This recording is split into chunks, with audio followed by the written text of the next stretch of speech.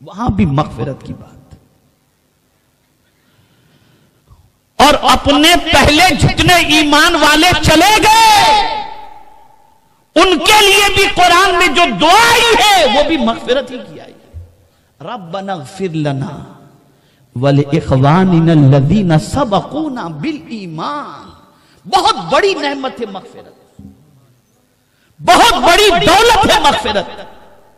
ہم سب کچھ مانگتے ہیں، مغفرت نہیں مانگتے. اور مغفرت ملے گی کیسے؟ اِنَّ الْحَسَنَاتِ يُذْهِبْنَ السَّيِّئَاتِ. میں آپ سے پوچھنا چاہتا ہوں ایک سوال پوچھنا چاہتا ہوں.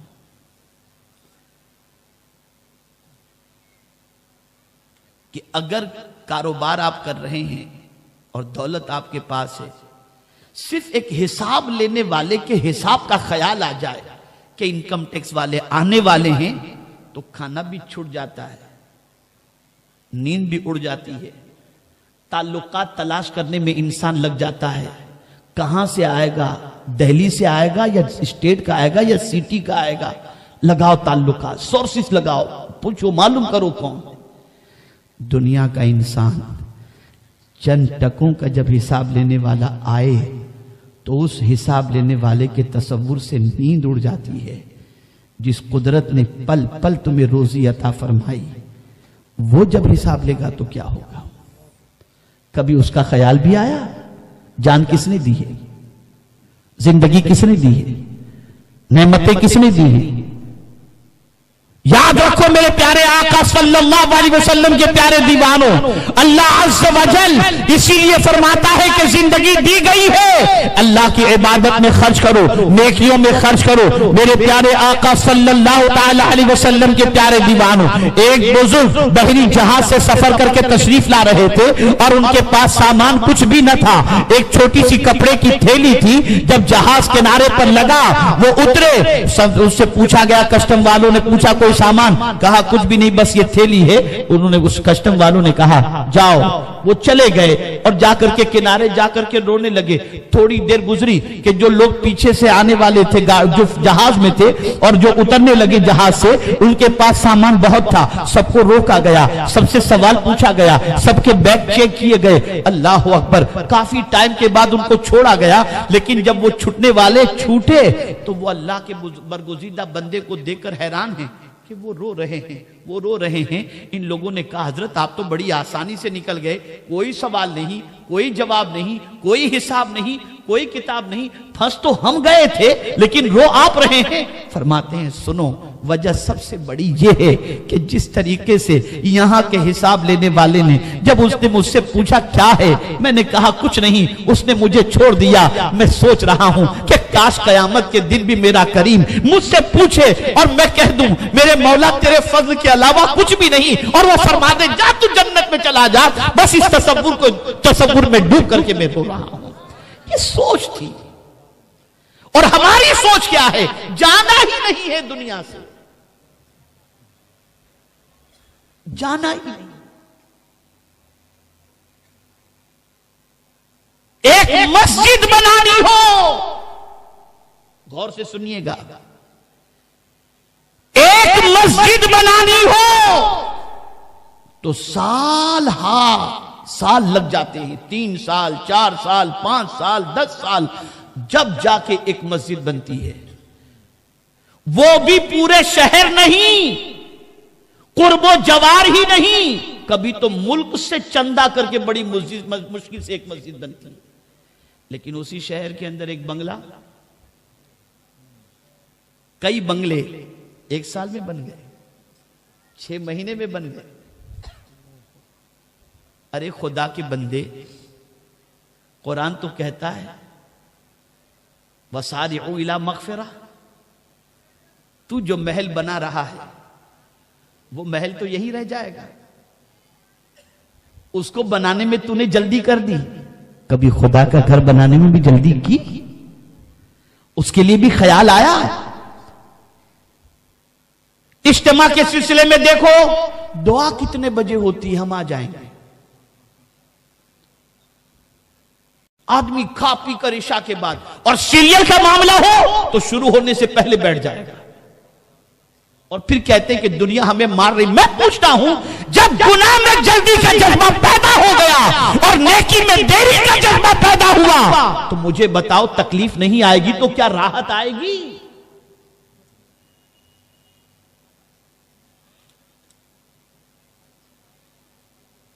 آج نیکی کے سلسلے میں جذبہ فرد پڑ گیا, گناہ کے سلسلے میں جذبہ بیدار ہو گیا. اسی لیے حضور صلی اللہ علیہ وسلم کے ارشاد کو سنیں اور دل و دماغ میں بٹھائیں. آقا کریم رؤوف و رحیم علیہ التحیۃ والتسلیم اس وقت کے حوالے سے فرماتے ہیں کہ جب انسان بالکل کسی کام کا نہ رہ جائے, جاں کنی کی کیفیت ہے, ڈاکٹر نے کہہ دیا اب 6 دن 4 دن بڑی مشکل سے یہ بیماری ہے, بچ نہیں سکتے, تو اب وہ کہتا ہے مسجد میں 50,000 دے دو, مدرسے میں 1 لاکھ دے دو. اب وہ کہتا ہے. اور تندرستی میں نہیں یار کار خریدنی ہے, ابھی تو بنگلہ بنانا ہے, ابھی تو بہت سارے کام باقی ہیں, بڑے ارمان باقی ہیں. تو اب اگر آپ مسجد میں نہ بھی دو گے تو اب یہ آپ کے کام کا تو رہ نہیں گیا. آنکھ بند ہوگی اولاد کھا لے گی, آنکھ بند ہوگی پتہ نہیں کون کس کام میں استعمال کرے گا. وہ لوگ بڑے عقل مند تھے, چاہے وہ راجہ پور کے ہوں یا کہیں کے بھی ہوں, جن کو اللہ نے دولت دی تو مرنے سے پہلے اپنی دولت کے ذریعے انہوں نے قبر کی راحت کا انتظام کیا. مسجد بھی بنا دی, مدرسے بھی بنا دیے, آستانے بھی بنا دیے, کتابیں بھی تقسیم کروا دی, علماء بھی تیار کروا دیے. اب وہ قبر کے اندر آرام سے سو رہے ہیں, اس لیے کہ جب توانائی تھی تو انہوں نے بہت کچھ آخرت کا سامان تیار کر لیا تھا. لیکن اب سوچ بدل گئی. کیا آپ نہیں سوچتا ہے میری کار اتنی اچھی ہو کہ جب میں لے کے نکلوں تو شہر والے دیکھتے رہ جائیں کتنی اچھی کار ہے, اور بنگلہ اتنا اونچا ہو کہ لوگ سوچیں کہ یار اس سے بڑا بنگلہ کسی کا نہیں. کیا ہو گیا ہے, کیا ہو گیا ہے؟ دولت اپنی ہے, زندگی ہماری ہے, اللہ کی امانت ہے, اس کی امانت ہے. وہ جب چاہے جہاں سے چاہے انسان کو پکڑ لے, انسان ہل نہیں سکتا, نہیں ہل سکتا انسان. حضور کی زندگی دیکھو, سرکار صلی اللہ علیہ وسلم مال پڑا رہتا تھا نا تو سرکار کو ٹینشن ہوتا تھا, رات ہونے سے پہلے سرکار سب کچھ لٹا دیا کرتے تھے. اور میں جب اولیاء کی زندگی پڑھتا ہوں تو میری عقل دنگ رہ جاتی ہے. اللہ اکبر, اللہ اکبر, کہ ان کی پوزیشن لٹانے کی ایسی تھی کہ ایسا لٹاتے تھے کہ اللہ اکبر, زمین پر تھے تب بھی لٹاتے تھے, اور زمین کے اندر 800 سال سے خواجہ آرام کر رہے ہیں تب بھی لٹاتے نظر آ رہے ہیں. وہ لٹاتے ہی تھے. تو نیکی میں دیری نہ کرو. کسی کو یقین نہیں کہ جو سانس اندر گئی وہ واپس نکلے گی یا نہیں. کیا کام آئے گا نیکی؟ اولاد نہیں, مال نہیں. یوم لا ینفع مال ولا بنون, منع کر دیا قرآن نے. جس بیٹے کے لیے 2 کے 4 کرتے ہو, ناجائز کرتے ہو, حرام کرتے ہو, جمع کرتے ہو, میرا بیٹا کچھ نہیں کام آئے گا یہ بیٹا.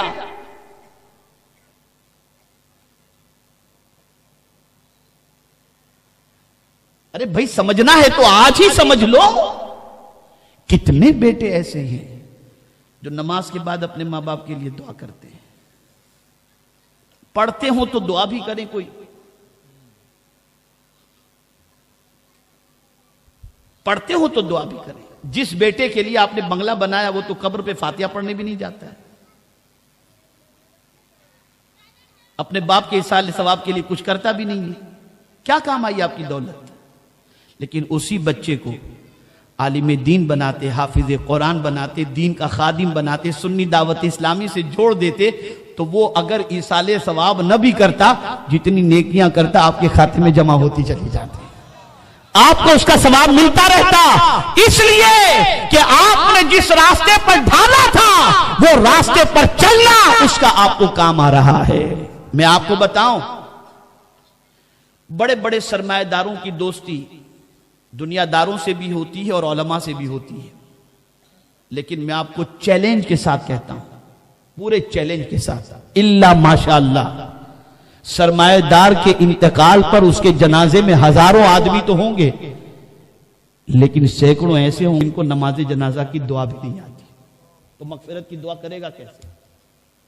لیکن اگر امام سے دوستی ہے تو وہ قرآن خوانی بھی کرائے گی، وہ ایصال ثواب بھی کرائیں گے، وہ قبر پر آ کر فاتحہ بھی پڑھیں گے، وہ اپنے دوستوں میں کہیں گے ان کے لیے مغفرت کی دعا کرو۔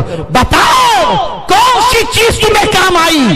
وہ نیکی کرنے والے کام آئے یا تم کو عیاشیوں کے اڈے پہ لے جانے والے کام آئے؟ دوڑو، نیکیوں کی طرف دوڑو، مغفرت کی طرف دوڑو، جو نیکی ہو جائے۔ اسی لیے میں جب حضور کا یہ ارشاد پڑھتا ہوں تو گلوبل وارمنگ کے سلسلے میں آج کے دور میں سرکار کا یہ ارشاد کتنا عظیم ثابت ہو رہا ہے۔ آقا فرماتے ہیں تمہیں معلوم ہو کہ تھوڑی دیر پہلے تمہاری موت واقع ہو جائے گی، اور اس سے پہلے تم اگر ایک درخت لگا سکتے ہو تو لگا کر کے مرنا۔ یا رسول اللہ صلی اللہ علیہ وسلم، درخت لگا کر کے اگر ہم مر گئے تو ہمارے کس کام کا؟ تو جواب ملے گا نادان تیرے کام کا تو نہیں، جو اس کے سائے میں بیٹھے گا اس کا ثواب تجھے ملتا رہے گا۔ سوچئے، آپ سوچئے۔ قرآن کہتا ہے یا ایھا الذین آمنوا اتقوا اللہ ولتنظر نفس ما قدمت لغد، اے ایمان والو اللہ سے ڈرو اور آگے کے لیے تم نے کیا بھیجا ہے اس کے بارے میں غور کرو۔ کچھ نہیں، کتنی نیکی کرتے ہیں۔ کبھی ایسا واقعی بھائی عبداللطیف صاحب کا بیٹا ہے رضوان بھائی، اس کے لیے ادھر سے ہم کو نہیں، وہ کوئی دوسرا کھڑا ہو تو ہم اس کا ساتھ دیں گے، وہ یہ ہے، وہ یہ ہے، یہ فلاں خاندان کا، یہ فلاں قبیلے۔ ارے کچھ کام نہیں آئے گا، کام آئے گی تو نیکیاں کام آئیں گی اور مصطفیٰ کی شفاعت کام آئے گی۔ کر لو آج، کر لو آج، جو نیکی ہو سکے کر لو۔ کسی نیکی کو چھوٹی سمجھو ہی نہیں۔ جس طریقے سے کسی ایک بستی کے جلنے کے لیے آگ کی ایک چنگاری کافی ہوتی ہے کہ ایک چھوٹی سی چنگاری پوری بستی کو جلا کر راکھ کر دیتی ہے، ایسے ہی ایک چھوٹا سا گناہ جہنم میں جانے کا سبب بن سکتا ہے، اور کبھی پانی کا ایک قطرہ کسی کی زندگی کا سبب بن سکتا ہے۔ تو آپ سوچو جب پانی کا ایک قطرہ کسی کو زندگی دے سکتا ہے تو جس چھوٹی نیکی کو چھوٹی سمجھ کے چھوڑ رہے ہو سکتا ہے یہی چھوٹی نیکی نجات کا ذریعہ بن جائے۔ کیا بخاری شریف کی یہ حدیث نہیں؟ ایک بالکل فاحشہ عورت کتے کو پیاسا دیکھ کر، اس کی زبان کو لٹکتی ہوئی دیکھ کر کتے کو اس نے پانی پلا دیا۔ میرے کریم کو یہ ادا پسند آ گئی، اس کی بخشش فرما۔ تو آج نیکی کا جذبہ سرد پڑ گیا۔ میں آپ سے پوچھتا ہوں، بالکل دل پر ہاتھ رکھ کر کے ہم سب اپنا احتساب کریں، سچ بتائیے نیکی کا جذبہ ٹھنڈا پڑ گیا ہے کہ نہیں؟ جواب دو آپ۔ ہے نیکی کرنے میں بھاگنے کا ہوتا ہے، چلو جلدی سے نیکی کر لی، نہیں۔ صحابہ کتنے حریص تھے۔ سیدنا صدیق اکبر رضی اللہ تعالیٰ عنہ فرماتے ہیں کہ مسجد نبوی شریف میں داخل ہوا تو دیکھا حضور صلی اللہ علیہ وسلم رکوع میں ہیں، تو میں دوڑا کہ سرکار کے ساتھ مجھے رکوع مل جائے۔ جب نماز ختم ہوئی تو میں نے حضور صلی اللہ علیہ وسلم سے عرض کیا یا رسول اللہ صلی اللہ تعالی علیہ وسلم، میں نے جلدی کی اور اس طریقے سے رکوع میں آپ کے ساتھ شامل ہونے کی کوشش کیا۔ سرکار فرماتے زادک اللہ حرصا، اللہ تمہاری اس لالچ کے اندر اضافہ فرمائے، لیکن آئندہ ایسا نہ کرنا، یعنی مسجد میں دوڑنا نہیں۔ لیکن سرکار نے دعا کیا دی؟ اللہ تمہاری حرص کو اور بڑھائے اور بڑھائے۔ جنگ کے موقع پر ایک بچی یتیم ہوئی، جن یتیموں کا نہ تھا۔ جب بچی یتیم ہوتی ہے تو کھڑے ہو جاتے ہیں سرکار کے صحابہ، وہ کہتے ہیں مجھے دے دیجئے، وہ کہتے ہیں مجھے دے دیجئے، وہ کہتے ہیں مجھے دے دیجئے۔ میں حیران ہوں کہ یہ اس زمانے میں کہا جا رہا ہے ہے کہ جب بچیوں کی ولادت کو انسان عیب تصور کرتا تھا اور سوسائٹی میں عیب مانا جاتا تھا، لیکن قربان جائیے موقع مصطفیٰ جان رحمت کی عظمت پر کہ انہوں نے صحابہ کے ضمیر کو اتنا زندہ کر دیا تھا کہ وہ دوسروں کی بچیوں کی پرورش کا ذمہ لینے کے لیے ایک دوسرے سے سبقت لے جانا چاہتے، سبقت لے جانا چاہتے۔ ہم کہتے ہیں مر گئے، مارے گئے، پریشان ہیں، تو گناہ کریں گے تو تکلیف تو آئے گی۔ ہم تو گناہ میں جلدی کر رہے ہیں، نیکی میں تو اتنے سست ہو گئے، اتنے سست ہو گئے، اتنے سست ہو گئے کہ بالکل ایسا معاملہ ہے کہ جیسے نیکی کوئی کام کی چیز معاذ اللہ ہے ہی نہیں۔ نیکی کو ہم نے معاذ اللہ کوئی کام کی چیز سمجھی ہی نہیں۔ کل سے دیکھیں گے، ارے مولانا کیا کریں، نیند آ رہی تھی، مولانا کیا کریں، بڑی پریشانی۔ مجھے حیرت ہوتی ہے نیکی کو کیا سمجھایا آپ نے، کیا سمجھایا؟ اچھی زندگی چاہیے، قرآن کہتا ہے من عمل صالحا من ذکر و انثى وهو مؤمن فلنحيينه حیاتا طیبہ۔ میرا رب فرماتا ہے جس نے نیک عمل کیا، مرد ہو یا عورت، اس حال میں کہ وہ ایمان والا ہے، میرا رب فرماتا ہے ہم اسے اچھی زندگی عطا کریں گے، ہم اسے پاکیزہ زندگی عطا کریں گے۔ تو آج میرا پیغام آپ کو یہ ہے کہ نیکی کے حریص بن جاؤ، نیکی کرنے میں جلدی کرو، اور یہی وہ نیکی ہے جو قیامت میں اللہ عز و جل نے قبول فرما لی تو نجات کا ذریعہ۔ اور سب سے زیادہ اگر کسی چیز کی فکر کرنی ہے تو اس چیز کی فکر کرو، اللہ اپنے حبیب کے صدقے میں ہم سب کی مغفرت فرمائے۔ اس سے بڑی کوئی سعادت نہیں۔ اعلیٰ حضرت عظیم البرکت امام عشق و محبت مسجد خیف میں تشریف لے گئے تو اعلیٰ حضرت علیہ رحمہ نے دیکھا کہ ایک بزرگ وہاں پر تشریف فرما ہے، اور اعلیٰ حضرت نے کیسے جانا کہ وہ بزرگ ہیں، کیسے پتہ چلا اعلیٰ حضرت کو؟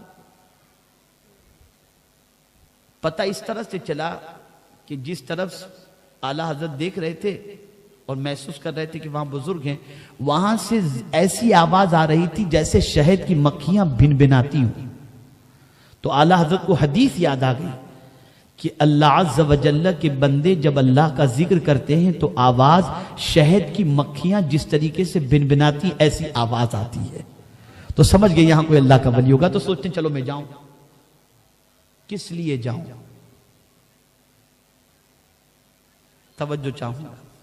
ہم آستانوں پہ جاتے ہیں، ہم 5 وقتہ نماز کے بعد دعا کرتے ہیں، سنہری جالیوں کے سامنے دعا کرتے ہیں، ریاض الجنہ میں دعا کرتے ہیں، خواجہ کی چوکھٹ پر دعا کرتے ہیں۔ سچ بتانا ہم کیا مانگتے ہیں، ہم کیا مانگتے ہیں؟ اور اعلیٰ حضرت نے کیا سوچا تھا؟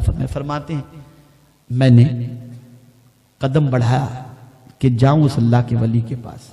فرماتے میں کچھ قدم چلا تو انہوں نے گدڑی سے اپنا چہرہ نکالا اور پلٹ کر میری طرف دیکھا اور فرماتے جاؤ اللہ تمہاری مغفرت فرمائے۔ اعلیٰ حضرت فرماتے میں دل میں یہی نیت لے کر کے نکلا تھا کہ ان سے میں مغفرت کی دعا کرا لوں۔ آپ سوچو، اور اعلیٰ حضرت کے پیروں کے پیروں کے پیر، بلکہ سارے پیروں کے پیر سیدنا غوث الثقلین کعبے کے دروازے کو پکڑ کے کیا کہہ رہے تھے؟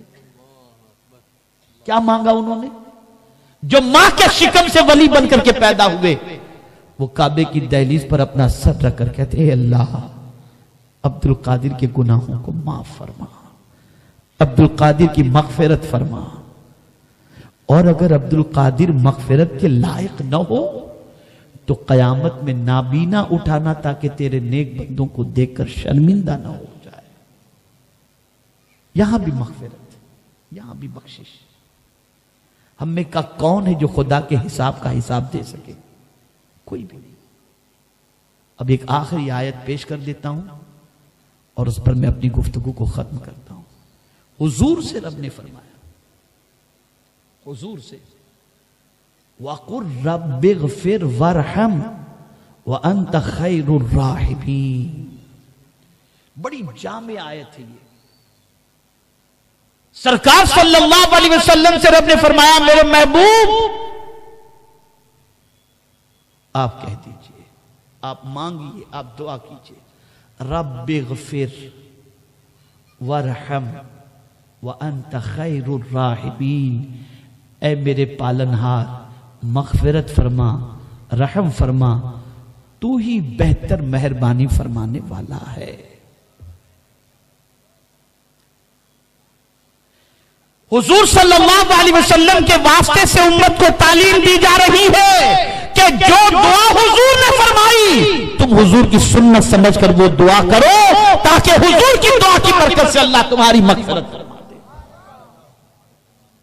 اور یاد رکھو اعلیٰ حضرت عظیم البرکت امام عشق و محبت نے الامن والعلا میں ایک حدیث نقل فرمائی کہ جو شخص دن میں 27 مرتبہ مومنین اور مومنات کے لیے مغفرت کی دعا کرتا ہے، اللہ اس دعا کرنے والے کی دعا کو رد نہیں فرماتا۔ تو میرے پیارے آقا صلی اللہ علیہ وسلم کے پیارے دیوانوں، کل سے نیکی کریں گے وہ کہے جس کو کل کا یقین ہو، اور جس کو کل کا یقین نہیں بلکہ پل کا یقین نہیں وہ نیکی کرنے میں دیری نہ کرے، نیکی کرنے میں جلدی کرے۔ آپ دیکھیں پوری سوسائٹی کے اندر، پورے کوکن کے اندر بدعقیدگی پھیل رہی ہے، رسول سے رشتہ کمزور کیا جا رہا ہے، غلامان رسول کو سرکار صلی اللہ علیہ وسلم کی دہلیز سے ہٹانے کی کوشش کی جا رہی ہے، سیدنا غوث پاک کی محبت کا چراغ بجھانے کی کوشش کی جا رہی ہے، اور غلامان رسول کا دعویٰ کرنے والے ایسے ٹھنڈے بیٹھے ہیں جیسے ان کو نیکی کی کوئی حاجت ہے ہی نہیں۔ اٹھو، نیکیاں کرو، دوڑو نیکی کی طرف، دوڑو اللہ کی اطاعت کی طرف، دوڑو رسول کی اطاعت کی طرف، دوڑو مغفرت کی طرف، انشاءاللہ العظیم دنیا بھی سنور جائے گی اور آخرت بھی سنور جائے گی۔ اللہ رب العزت جل جلالہ آج کے اس اجتماع میں آنے والے جتنے بھی غلامان رسول ہیں سب کے جذبے کو بیدار فرما دے اور ہم سب کو نیکیوں کا حریص بنا دے اور گناہوں سے نفرت کرنے والا بنا دے۔ وما علینا الا البلاغ المبین۔ السلام علیکم ورحمۃ اللہ وبرکاتہ۔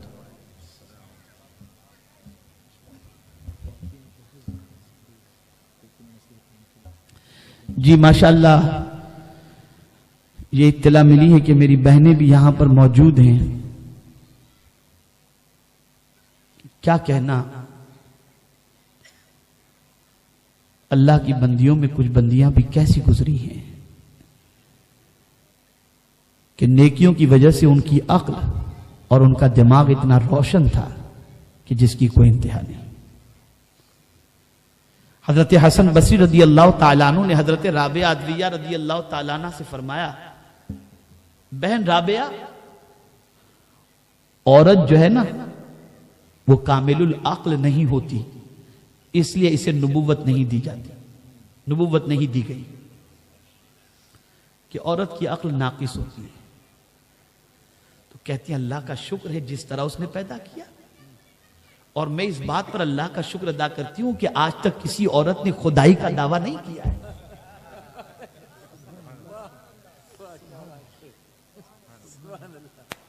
اور نبی بھی پیدا ہوئے تو کسی عورت کی کوکھ ہی سے پیدا ہوئے، اس عورت کی عظمت کا کیا کہنا جو نبی کو جنم دیتی ہو۔ یہ سوچ کہاں سے بنی، یہ فکر کہاں سے بنی؟ یہ سوچ اور یہ فکر قرآن میں ڈوب جانے کی وجہ سے اور زندگی کے لمحات کو نیکیوں میں گزارنے کی وجہ سے۔ سیریل دیکھ کر یہ جذبہ نہیں بنے گا، نہیں بنے گا۔ اور میں اپنی بہنوں سے کہوں گا کہ یاد رکھو، ماں جب آپدہ اور زاہدہ ہوتی ہے نا تو اس کے اثرات اس کے بچے کی زندگی پر مرتب ہوتے ہیں۔ ہر ماں یہ چاہتی ہے میرا بیٹا میرا فرما بردار ہو۔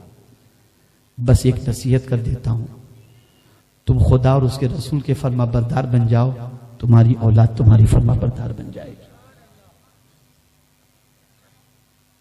یاد رکھو، ماں کے کمالات کے جلوے بچے کی زندگی میں ظاہر ہوتے ہیں۔ ماں کی عبادت کا جلوہ بچے کی زندگی سے ظاہر ہوتا ہے۔ میرے پیارے آقا صلی اللہ علیہ وسلم کے پیارے دیوانوں اور خواتین اسلام، سلطان الہند غریب نواز رحمت اللہ تعالی علیہ، جانتے ہیں آپ جب بنگال کی سرزمین پر پہنچے اور کم و بیش 5 لاکھ لوگوں نے غریب نواز کے ہاتھوں پر توبہ کی، تو اپنی بات لکھتے ہیں، ماں تیرے بیٹے سے اللہ نے بڑا کام لیا اور 5 لاکھ لوگوں کو اللہ نے توبہ کی توفیق عطا فرمائی۔ غریب نواز کی ماں نے غریب خاص کو لکھا، میرے لگتے جگر تیرا کوئی کمال نہیں، یہ تیری ماں نے جو تجھے بے وضو دودھ نہیں پلایا تھا نا، یہ اس کا کمال ہے، یہ اس کا کمال ہے۔ ماں سیریل دے کر دودھ پلائے گی، اب تو ماں یہ بھی نہیں کہہ سکتی، خاص بات، اب تو آج کی مائیں یہ نہیں کہہ سکتی بیٹا میری بات مان ورنہ دودھ معاف نہیں کروں گی۔ پلاتی کب؟ پلاتی ہی کب ہیں؟